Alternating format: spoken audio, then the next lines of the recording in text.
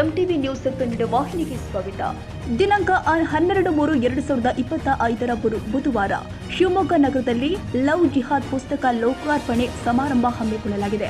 ಇತ್ತೀಚೆಗೆ ಶಿವಮೊಗ್ಗ ನಗರದಲ್ಲಿ ಲವ್ ಜಿಹಾದ್ ಪುಸ್ತಕ ಬಿಡುಗಡೆಗೆ ಪತ್ರಿಕಾಗೋಷ್ಠಿ ಕರೆಯಲಾಗಿತ್ತು. ಆದರೆ ಶಿವಮೊಗ್ಗ ಜಿಲ್ಲಾ ಪೊಲೀಸರು ಶ್ರೀರಾಮ ಸೇನಾ ರಾಷ್ಟ್ರೀಯ ಅಧ್ಯಕ್ಷ ಪ್ರಮೋದ್ ಮುತಾಲಿಕ್ ಜೀರವರನ್ನ ಶಿವಮೊಗ್ಗ ಜಿಲ್ಲಾ ಪ್ರವೇಶ ನಿರ್ಬಂಧ ಹೇರಿದ್ರು.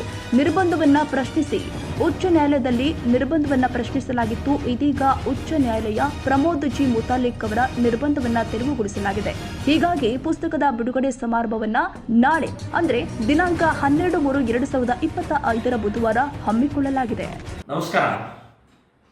ಇತ್ತೀಚೆಗೆ ಲವ್ ಜಿಹಾದ್ ಪುಸ್ತಕವನ್ನು ಇಡೀ ರಾಜ್ಯಾದ್ಯಂತ ಎಲ್ಲ ಜಿಲ್ಲಾ ಕೇಂದ್ರಗಳಲ್ಲಿ ನಾವು ಬಿಡುಗಡೆ ಮಾಡುವಂಥ ನಿರ್ಧಾರವನ್ನು ತಗೊಂಡು ಶಿವಮೊಗ್ಗ ಹೋಗಬೇಕಾದ್ರೆ DC ಅವರ ಆರ್ಡರ್ ಪ್ರಕಾರ ನನ್ನನ್ನು ತಡಿಲಾಯಿತು.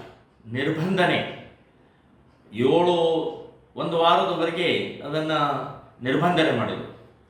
ಸೊ ಇದೊಂದು ಹಿಂದೂ ವಿರೋಧಿ ನೀತಿ, ಸ್ವಾತಂತ್ರ್ಯಕ್ಕೆ ಧಕ್ಕೆ ತರುವಂಥದ್ದು ಪ್ರಕ್ರಿಯೆಯನ್ನು DC ಅವರು ಮಾಡಿದ್ದಾರೆ ಅಂತನ್ನುವಂಥದ್ದು ನಾನು ಹೇಳ್ತಾ ಇದ್ದೀನಿ, ಅವ್ರನ್ನ ಖಂಡಿಸ್ತಾ ಇದ್ದೀನಿ.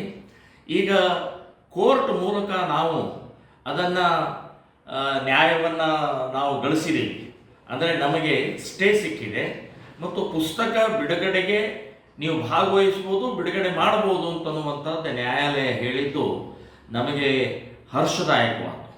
ಸೊ ಈ ಹಿನ್ನೆಲೆಯಲ್ಲಿ 12 ಬುಧವಾರ ಬೆಳಗ್ಗೆ 11:00 ಪತ್ರಿಕಾ ಭವನದಲ್ಲಿ ಈ ಪುಸ್ತಕವನ್ನು ಬಿಡುಗಡೆಯನ್ನು ಮಾಡ್ತಾ ಇದ್ದೀವಿ.